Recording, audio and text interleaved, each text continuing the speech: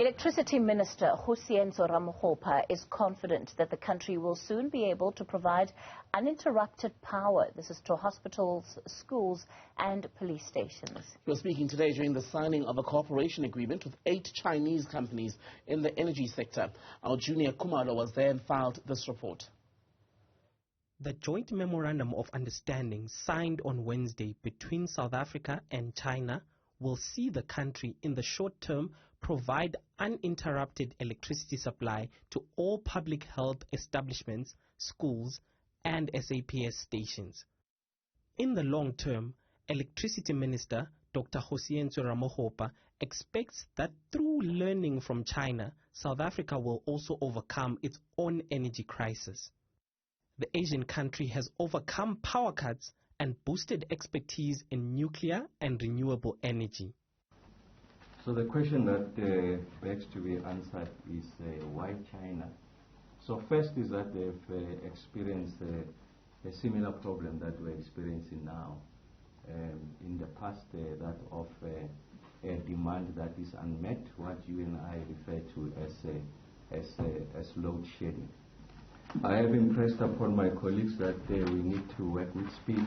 Of course, they work faster than we do, and that can be attested by the fact that yesterday we signed the fact that they exchanged letters in relation to the technical equipment that will be assisting us to provide sustainable electricity to some of the major public installations like clinics, hospitals and police stations.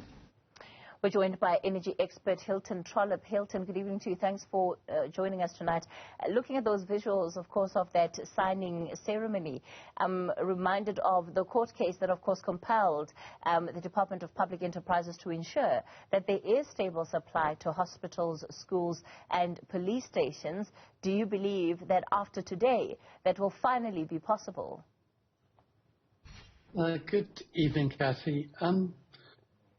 We've got 23,000 public schools. I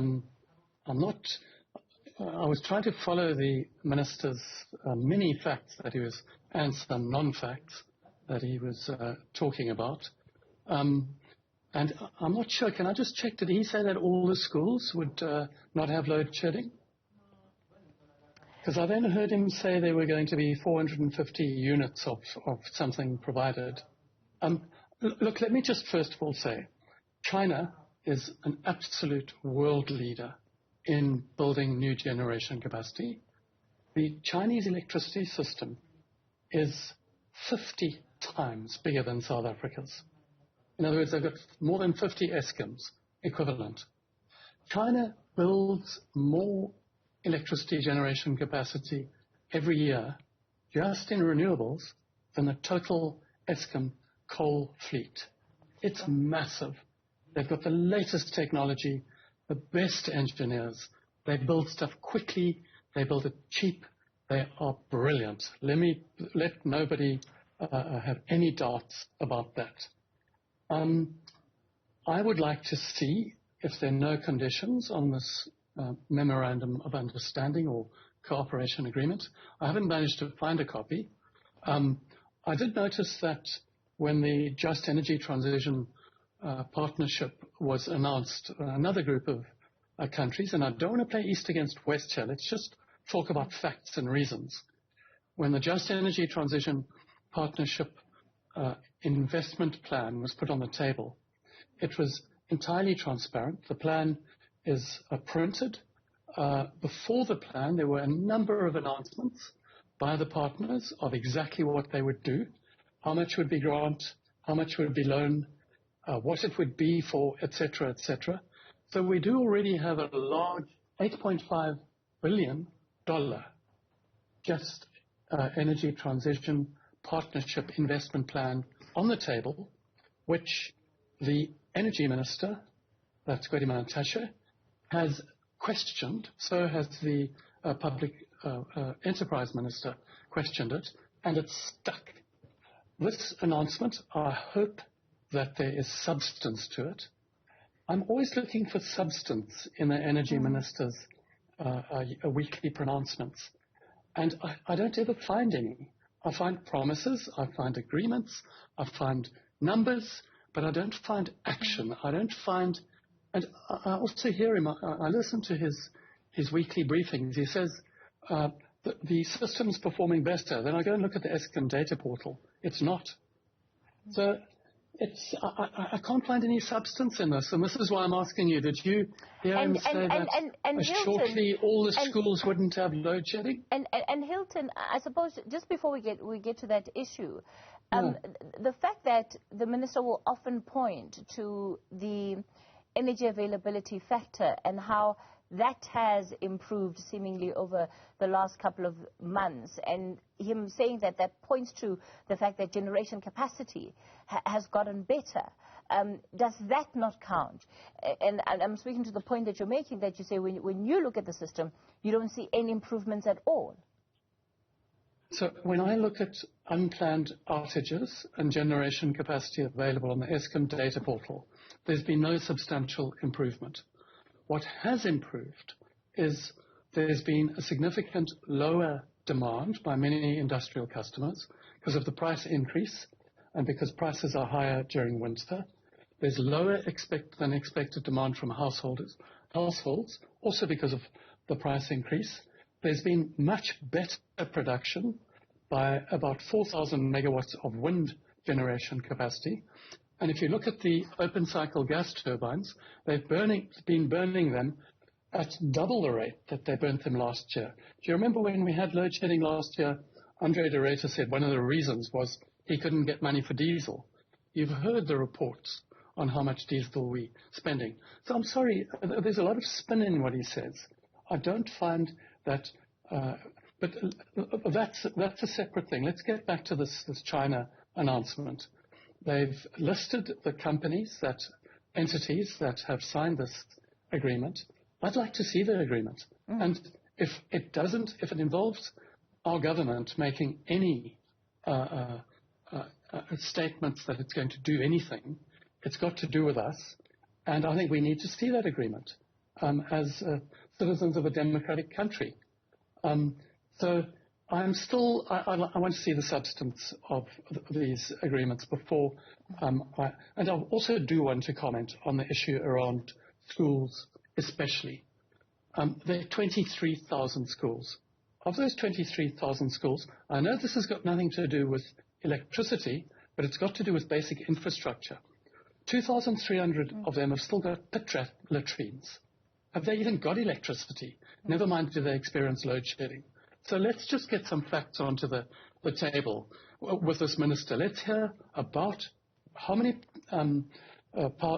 police stations there are, how many hospitals, which ones, and what are the steps that are going to be taken. Are they going to put generators there? Yeah. Are they going to put renewable energy? Are they going to exempt them from load shedding? I'm telling you that's impossible because they're part of big grids. So you would then have to exempt a whole lot of other entities that are also connected to those grids from load shedding. Look, Hilton, I think the point you're making is an important one because ultimately we just have to go back to the appeal that was lodged by the Department of Public Enterprises to understand why at least it put the case forward for the difficulties it felt it would experience being able to guarantee power supply to all of these entities. So certainly a lot more detail would be needed to give credibility to what the minister has said. But it doesn't look like China is the only party or the only country, rather, that's going to be coming on board when it comes to helping us solve our energy problems. The minister has also alluded to seeking out Russia's help, in particular because they run coal-fired power stations, and of course they want expertise especially around extending the lifespan of some of our coal-fired plants.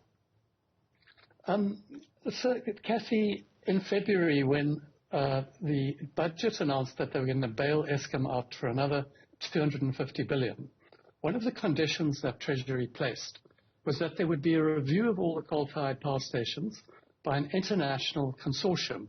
I'm just looking here what the name of it is. The VGBE consortium. And this would be a condition of the bailout. We haven't seen that yet. As far as I remember, it was meant to be completed by July. So that was in February. That was before this electricity minister was appointed, but that was Treasury, that was this government. We haven't seen that review. 2 weeks ago, the President said in his weekly letter that he had a detailed report in front of him, that there was a whole lot of improvements. And if you read that whole letter, you find one improvement. It's the private sector had provided 400 megawatts. He said that the detailed report would be available shortly. We haven't seen that report. All right. So this is the thing.